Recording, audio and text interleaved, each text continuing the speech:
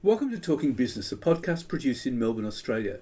The podcast is available on the Acast site, my own website, the Apple Podcast Store, or wherever you go to get your podcasts.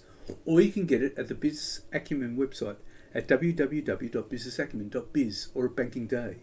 For the most exclusive access to leading economists and business leaders from around the world, subscribe to Talking Business from my website, leongettler.com.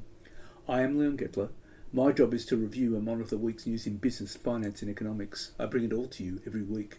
This is episode number 9 in our series for 2024, and today's date is Friday, March the 29th, and yes, it's Good Friday. First, I'll be talking to Ndevr environmental founder Matt Drum and his views on climate change and the impact this will have on the private sector. And I'll be talking to economist Nicholas Green about how Australia Post can improve its services in the bush by letting in some competition. But first, let's talk to Matt Drum. Well, Matt, with all the legislation coming in, how should businesses prepare for net zero? I suppose we're taking a step back. There's probably two cohorts of business that we need to think about. There's the legislation, obviously, we're referring to as a safeguard mechanism, which covers 217 of the largest emitters in the country. So big mining, big industrial processing, big manufacturing, these sorts of LNG, these sorts of sites. So maybe if we speak to those businesses first in the context of how they need to prepare. I suppose the big thing about this legislation is it essentially turns or forces Australian business or this cohort of 217 into carbon accountants, which is what we've been doing for the last 15 years, where we've been quite good at counting our carbon, but have never really had a requirement to reduce it, except for that brief period when the carbon pricing mechanism was in 2012. So essentially what businesses need to do is they need to understand that the reduction, moving from just counting emissions to reducing emissions is an incredible step change in complexity, capital requirements, operational market thinking and impacts that may occur to their business. And there will be a cost essentially on business. And what business need to do now is understand what that cost could be at a baseline, at a BAU component, and then start to prioritise emissions reduction activities based on lowest cost to highest cost, and also understand how offsets and a new derivative that's being created by this legislation called safeguard mechanism credits can interplay to essentially continue their activities, reduce their emissions, but do so at least cost. What you're saying is that they need to audit their emissions. Well, essentially, they already know what their emissions are because, as I say, we've been reporting it for a long period of time, but there's been no impost to reduce. But now under the safeguard mechanism, the majority of businesses will be required to reduce their emissions by 4.9% per annum. Now, that is a significant impost, a significant, almost transformational type projects that are going to be required. I might just give you a very sort of rough case study just to try to, and this is a theoretical case study, to try to put it into context, Leon. So if I've got a facility, one of the 217, it's currently emitting 1 million tonnes of CO2 per annum. They're required, as of this coming financial year, by the end of it, to have delivered a net reduction of 49,000 tonne for that period to hit their 4.9% reduction target. Now, just to put that into context, 49,000 tonnes of carbon dioxide equivalents is equivalent to the emissions of around 2,700 Australian households. So it's a big effort, and that's just for 1 year. That's going to continue year after year after year. So in this theoretical case study, we're talking about the 24 financial year.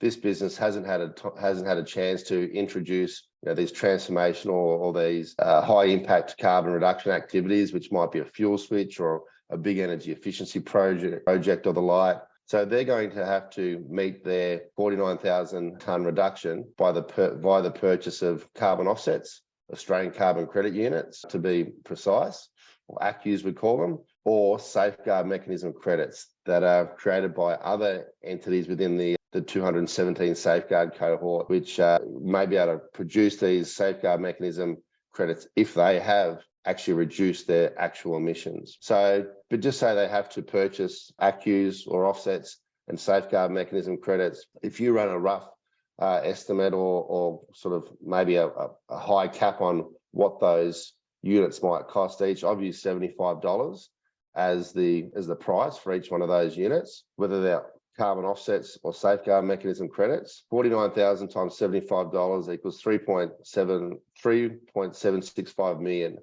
cost to that facility in year one to meet their safeguard requirements. So it's not chicken feed. And that's an ongoing cost. That is an ongoing cost, but theoretically, and this is sort of leading into what businesses should do now. What businesses need to understand, businesses will have a whole range of opportunities to reduce their emissions. And each one of those opportunities will vary in scale, in as much as how much they'll be able to reduce their emissions, and they'll vary in cost to implement, to operate, to acquire, to etc. And they'll vary in cost per tonne of emissions that they need to, that they can reduce by. So essentially how you prioritise which activities you do in what order and why. One of the first things you need to do is develop what we call a marginal abatement cost curve. And sorry, I'm getting into significant lingo here, but that's essentially working out which is the cheapest, most impactful opportunity I can invest to the most expensive, least impactful.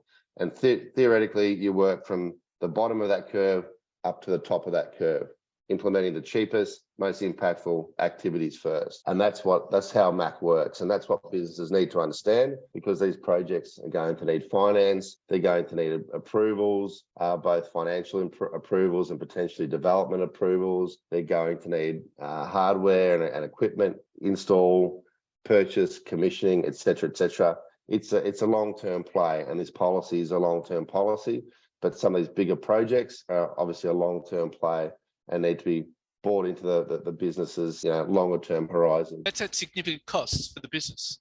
Yeah, there will be costs, but potentially there will also be savings. If you're doing a big energy efficiency project, for example, we all know energy costs are going through the roof.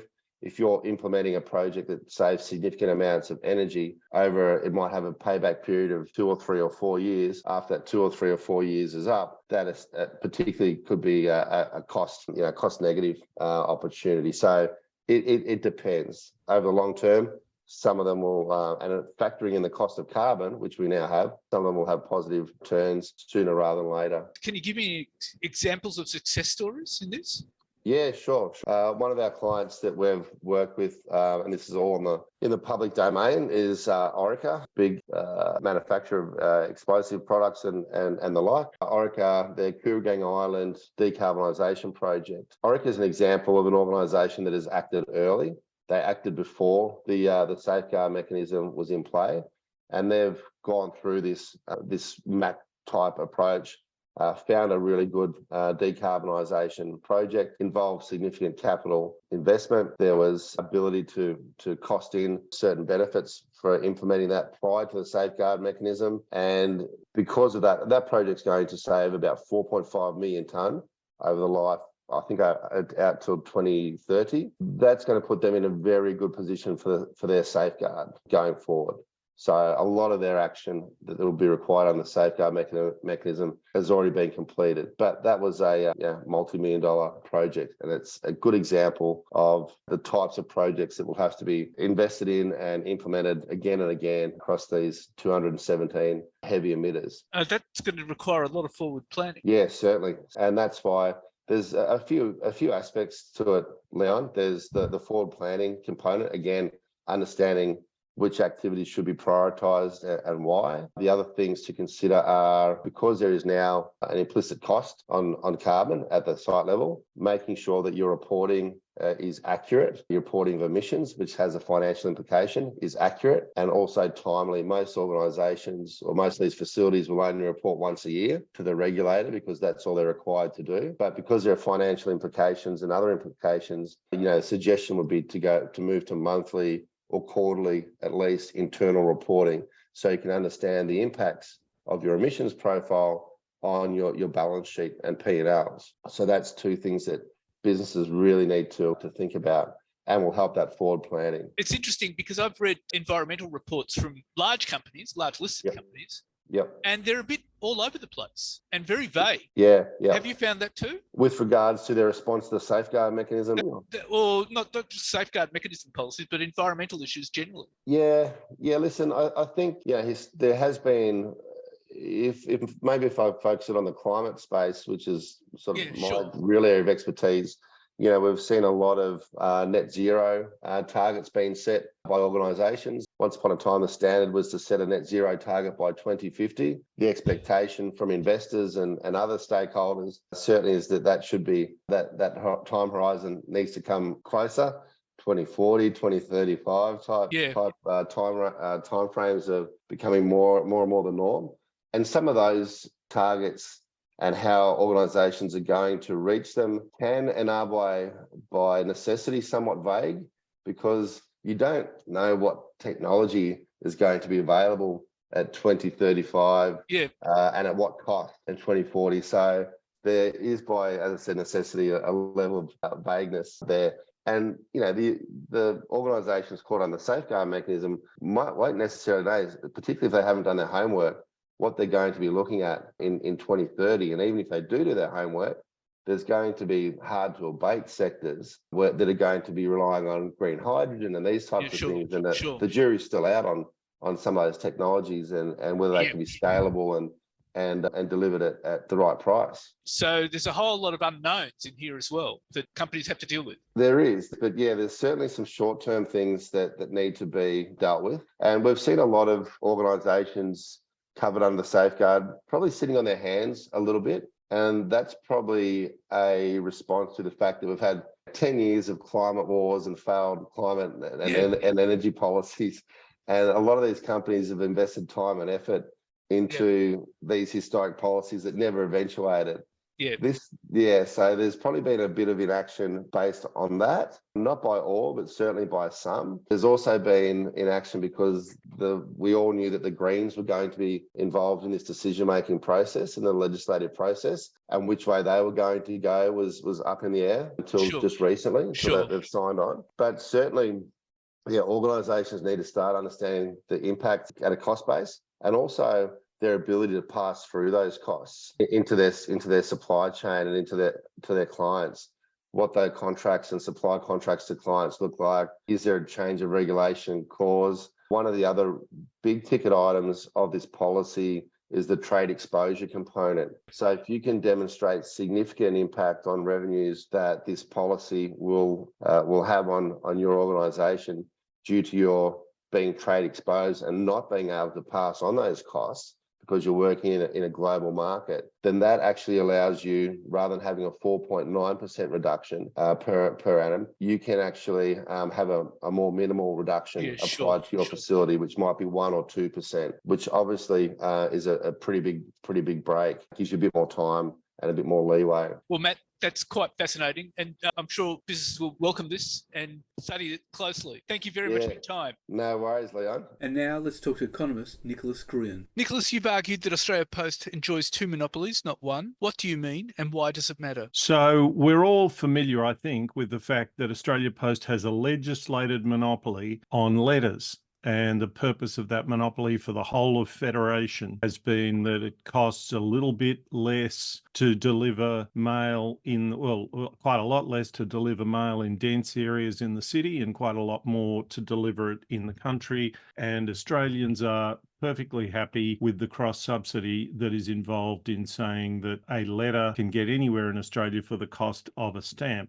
So that's a cross-subsidy, an intended cross-subsidy from the city to the bush. Now, Australia Post is concerned about the fact that letters are getting less and less important, but it has another monopoly, and that's a natural monopoly. A natural monopoly arises when a business has an asset which it's uneconomic for anyone else to duplicate. A rail line is a good example. And the last mile of Australia Post network in the bush in regional Australia is uneconomic to duplicate. And what Australia Post is doing is it is milking that natural monopoly, and then you can ask, where's the money going? So the money's coming from the bush, because of the bush is where the monopoly is, and it's going where you would expect it to go, where an economist would expect it to go, and that is into unfairly competing in the city.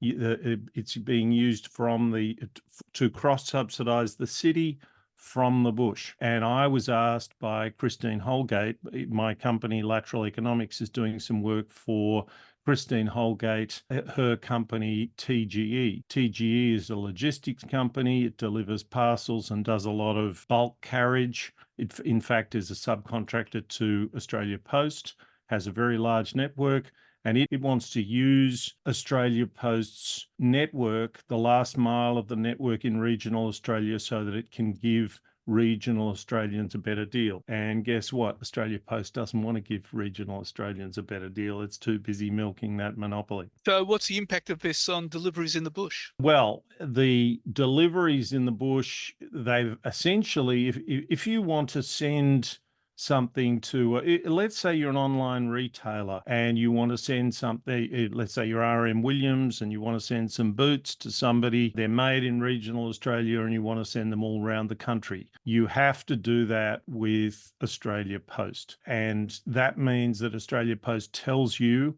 that it will take 2 weeks, although sometimes it takes more, to deliver it. Compare that with what's going on in the city with Amazon, next day delivery a lot of the time. It costs more, and quite a lot of online retailers are not supplying the bush because it just ends in grief. They get too many calls, too many people saying, "Where's my stuff?" They get the blame for what is in effect somebody else's problem. So it's making service much worse. It's keeping the online revolution, the online retailing revolution from regional Australia, and it's reducing economic growth. So Lateral Economics did a study. We reckon over 10 years, this is costing the country about $1.5 billion. And if we allowed not just TGE, but any company that wanted to access the last mile to do so at commercially negotiated and fair rates, that would generate about 2,000 jobs, about 1,000 of those in the bush. So, I mean, other companies could include, say, RM Williams or Chemist Warehouse? Yeah, and the way in which it would be done is that they would contract with Australia Post or TGE or DHL or FedEx. A large company would provide this service, and they would say to them, "We'll deliver anywhere in Australia, and here are our rates." And you would then get some competition to deliver in the bush, because at the moment there is no competition. Well, Australia Post claims falling letter volumes undermine its viability in the bush. I mean, what's your view about that? Well, its letter revenue is barely going down. It's not precipitate. But the really important thing here, I think, is that you can distinguish between meeting these problems by rationalising and contracting, and that's exactly what Australia Post is suggesting. It's talking about closing post offices and slowing down deliveries. Or you can take post offices and the postal network as the nation-building social and economic infrastructure that it is, and you can say, how do we make the most of that? How do we grow it? That's exactly what had happened. In fact, it was Christine Holgate when she was in Australia Post. She got there. The banking at Post wasn't a success. It needed a lot more investment, and she managed to make it a major feature of post offices and turned that around, and it became a major source of revenue for Australia Post. That is the kind of thing that needs to now happen in parcels. It needs to be thought of as something to be grown, not something to be milked. Well, Australia Post is actually making a lot of money out of parcels, aren't they? They are, but they're using a part of that is a cross-subsidy from the city to the bush. And if we made that more competitive, they'd be forced to do what they should be doing, which is to improve their efficiency and compete on a fair basis with other businesses, particularly in the bush. So you're saying Australia Post does not want to compete? I think that's a fair That's a fair summary of what I'm saying. It's tough. Businesses don't want to compete. Businesses invest and they innovate to try and generate monopoly rents. That's kind of okay. But businesses love monopolies, and monopolies that they earned are one thing, monopolies that they've been sitting on for 100 years are another, and monopolies that are fairly easily unpicked by policy are another thing again. The interesting thing about this is that a lot of this sort of politics, you've got this, for instance, competition policy generally, you had a lot of rural communities being against some of the changes, and they had some good reasons for that. They have no reason for this. That's why I think the National Party are pretty strongly supportive of this. But every political party should be supportive of this, because there is only one beneficiary from this monopoly, and that is the people at Australia Post. The rural post offices have a strong interest in this because they would then be in a position to be doing more business. So rural communities have an interest. It's not protecting anyone who can vote, and so I think it's not long for this world. Let's hope so. So what sort of policies should the government bring in? Well, essentially, the relevant minister should direct Australia Post to negotiate fair commercial terms with any firm that wants to use this network, and that should be supervised by the ACCC. It should be it just should be a normal part of Australian competition policy. And it's kind of an anomaly that it wasn't. It's a little bit like the bizarre goings on in the UK with regard to post offices. Because post offices are such ancient institutions, at least by modern standards, they have had their own institutional framework. And there's no real reason for that now. So, and this sort of policy would probably have bipartisan support, you'd say? It will have bipartisan support if the government isn't snowed by Australia Post. Ministers are often fairly anxious that they're not sure that if they do something will go wrong. So they take the advice of people who come to meet them a lot and look serious. But the message that Australia Post is trying to send is, you need to do this to help our viability. Often the implication is to help our viability in the bush. But if politicians and communities understand that that is like a magician's misdirection, that is a cover for, they want you to buy the letter story, but in fact the parcel story is the exact opposite of what they're saying. They want the ability to continue to exploit the bush, and that's why I think this strategy is doomed, and they really should they should give up gracefully now, but they will be forced to. It's a question of time. Well, Nicholas, thank you very much for your time. Thanks, Leon. So what's happening in the news? Well, the number of people using X daily is falling, more than a year after tech billionaire Elon Musk bought the app formerly known as Twitter. Data from two research firms and figures published by Musk and X to suggest a deteriorating situation for X by some metrics. Musk has marketed it as the world's town square, but in number of users it continues to lag far behind social media rivals that focus on video such as Instagram and TikTok.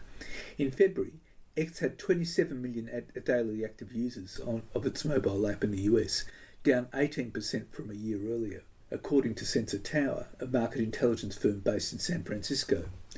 The US user base has been flat or down every month since November 2022, the first full month of Musk's owning the app, and in total is down 23% since then, Sensor Tower said. The numbers were nearly as bad worldwide, as daily active users on the mobile app fell to 174 million in February, down 15% from a year earlier, the firm said. The worldwide user base has been flat or down every month during Musk's tenure, began except one when it grew slightly in October, and then resumed falling, according to Sensor Tower. Other social media apps experienced modest increases in their worldwide user bases during the same period, according to the research, with Snapchat growing 8.8%, Instagram 5.3%, Facebook 1.5%, and TikTok 0.5%. Those apps all experienced declines over that period in the US, but none was as steep as the decline on X. X had the most material decline in active users compared to its peers. Abe Youssef, a senior insights analyst at Sensor Tower, wrote in a research report. This decline in X mobile app users may have been driven by user frustration over flagrant content, general platform technical issues, and the growing threat of short-term video platforms, he wrote. Under Musk's ownership, X has relaxed content moderation rules that previously limited hateful content such as white supremacist imagery, and Musk has welcomed back to the platform some users whom the old Twitter management had banned. In December, he reinstated the accounts of conspiracy theorist Alex Jones and his InfoWars website, and then held a public audio-only event with Jones. And Australia's monthly headline consumer price index flatlined at 3.4% in annual terms in February, unchanged from the previous month, undershooting consensus forecast of 3.5% and 3.6%. And unions will push for a 5% increase to the minimum wage for more than 2.9 million workers, while employers will demand a major pay slowdown to offset record increases that overcompensated for inflation.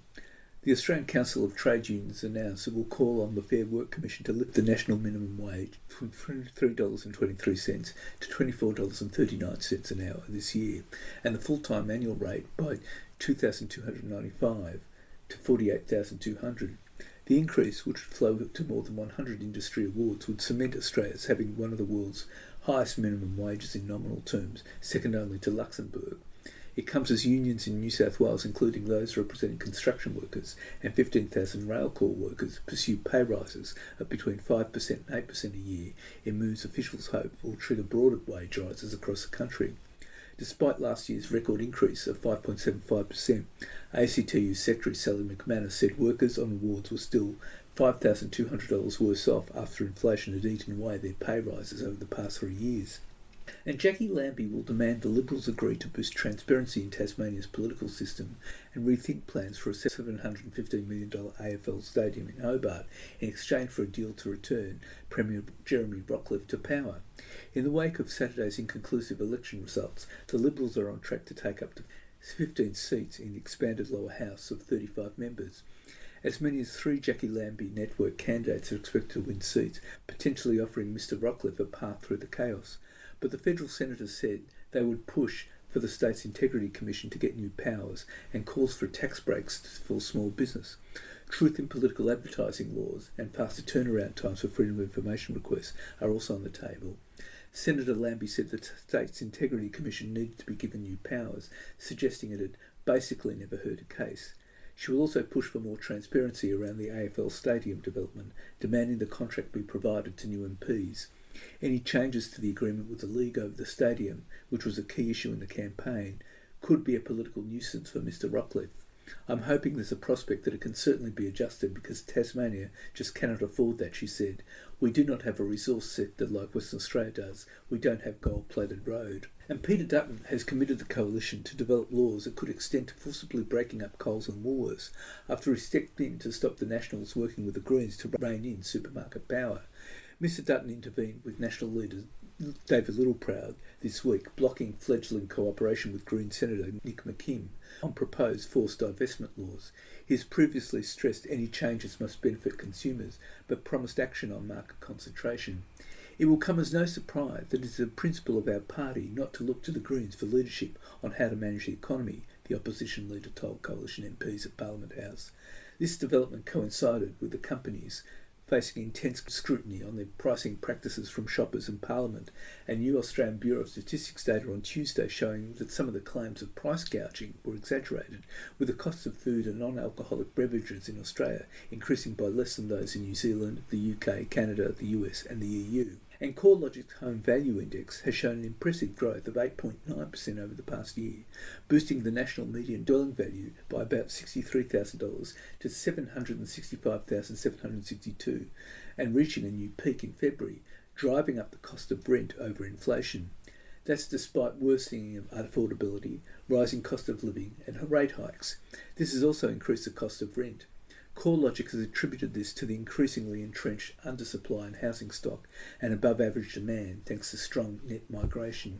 And the team at Oxford Economics Australia says that a combination of factors is exacerbating the housing construction crunch, including a 40% increase in construction costs, high upfront charges, higher interest rates and savage competition for skilled labour from Australia's booming infrastructure sector, which faces a skills gap of about 230,000 people.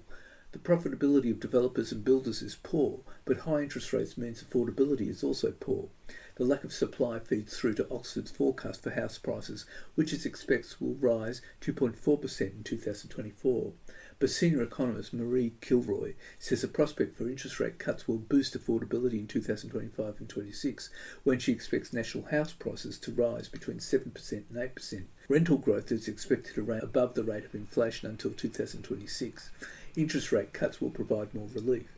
But if Oxford's price predictions are right, those locked out of the market will find any affordability benefit from lower rates will instantly disappear due to higher prices. And Commonwealth Bank has invested in a startup working with global banks to create standards for screening for financial crime and cross-border payments against international sanctions lists. CBA, which has put an executive onto the board of 3-year-old London-based Global Screening Services, joins Japanese bank MUFG as a shareholder after backing its US $47 million, that's Aussie $72 million, capital raising. It could deploy GSS for international payments next year once final testing is completed, with around 40 global banks trying to reduce the number of legitimate payments being blocked. Sanctions lists, which include the names of people and companies governments prevent banks from dealing with, have swollen on the back of rising geopolitical risks, including Russia's invasion of Ukraine. They were also a favoured foreign policy tool of Donald Trump's White House. The proliferation of sanctions makes banks nervous of unwittingly facilitating criminal activity, exposing them to stiff penalties and reputational damage. Over the past 5 years, the number of names on 50 global government sanctions lists has grown by 300%, GSS estimates. Australia's own consolidated list, managed by the Department of Foreign Affairs and Trade, has 9,500 names. Meanwhile, the US list, managed by the Office of Foreign Assets Control inside Treasury, runs to 2,000 pages. Mistakes can be costly. French bank BNP Paribas was fined almost US $9 billion in 2014 after pleading guilty in the US to conspiring to violate US sanctions against the governments of Sudan, Iran and Cuba. ANZ has also run foul with the US over transactions linked to Sudan and Cuba between 2004 and 2006, which resulted in a $7 million settlement in 2009. An Australian medical company is teaching cutting-edge trauma surgery to Ukrainian doctors as they grapple with the reality of a war dominated by deadly unmanned drones, which have fundamentally altered the battlefield. Canberra-based Aspen Medical has partnered with the US-based Henry M. Jackson Foundation for the Advancement of Military Medicine to undertake a study into Ukraine's combat casualty care and the lessons from the first large-scale country-to-country conflict fought in Europe since World War II. Commissioned by the US Department of Defense, the findings are being used to buttress Ukraine's medical capabilities through data analysis and training, and develop lessons for US and allied forces. Aspen Medical's Chief of Mission in Ukraine, Terry Rauch, said a critical early finding stemmed from the tactical use of drones on the battlefield, an early hallmark of the conflict. Drones limit timely movement as they scour battlefields hunting for troops, leading to complications from tourniquet use. Where in Iraq and Afghanistan severely wounded people were airlifted to treatment quickly, reducing this risk, Ukrainians are being forced to wait for hours on the battlefield before receiving early care. Ukrainians face multi-day journeys from the war-torn east to safe care in the country's west. An estimated 25,000 people in Ukraine have lost limbs to conflict-related amputations. A key outcome of the Aspen Medical-led research has been the adaptation of tactical combat casualty recommendations by allied forces for the use of tourniquets. More than 40 medical clinicians working in Ukraine have been trained in advanced trauma care under the US $10 million Aspen Medical-led program, which is preparing them for the intricacies of the battlefield injuries that appear on their operating tables. Noting the high amputation rate since the war began, the Alcoa Foundation in February announced a $300,000 grant with Aspen Medical to partner with the First Medical Union of Lviv to provide prosthetic limbs tailored to meet individual needs, along with the necessary rehabilitation care. The Wartime Medical Care Study also includes monthly symposia in Poland's capital Warsaw, bringing together experts including civilian and military physicians, nurses, hospital administrators and policymakers. Politically astute Aspen has always seized opportunities. During COVID, it got $57 million in coronavirus contracts. This included the provision of 35 surge staff to contain an outbreak at the Newmarch House aged care facility in Sydney's west, setting up 100 pop-up respiratory clinics around the country, screening and testing crew members on the cruise ship Ruby Princess, and sourcing personal protective equipment, PPE, for the federal government's national medical stockpile. Founded by former Australian Defence Force member Glenn Keyes in 2003, the Canberra-based Aspen Medical has since become a major privatised medical provider. It has worked as a defence contractor and as an operator in Australia's offshore immigration detention network, providing medical services at Nauru Hospital. The company has strong political ties. Michael Wooldridge, a former Howard government health minister, spent 10 years as a director of Aspen over 2 periods between 2007 and 2019. And that's it for this week. And next week I'll be talking to GARP for HR Advisory, Ara McEwen, to talk about the future of work, people strategy, talent management strategies and practices, well-being and mental health, and employee value propositions. And I'll be talking to Indeed economist Callum Pickering about the latest unemployment figures. For the most exclusive access to leading economists and business leaders from around the world, subscribe to Talking Business from my website, leongettler.com. If you like Talking Business, please leave us a review with Apple Podcasts. Thank you in advance. In the meantime, you can catch me on Facebook, Twitter, Instagram, LinkedIn and YouTube. And if you want, leave a comment. If you want to contact me, email me at leon@leongettler.com. I answer all emails. Wishing you all a safe and healthy week, and please have an excellent Easter with your friends and family. And looking forward to bringing Talking Business next week.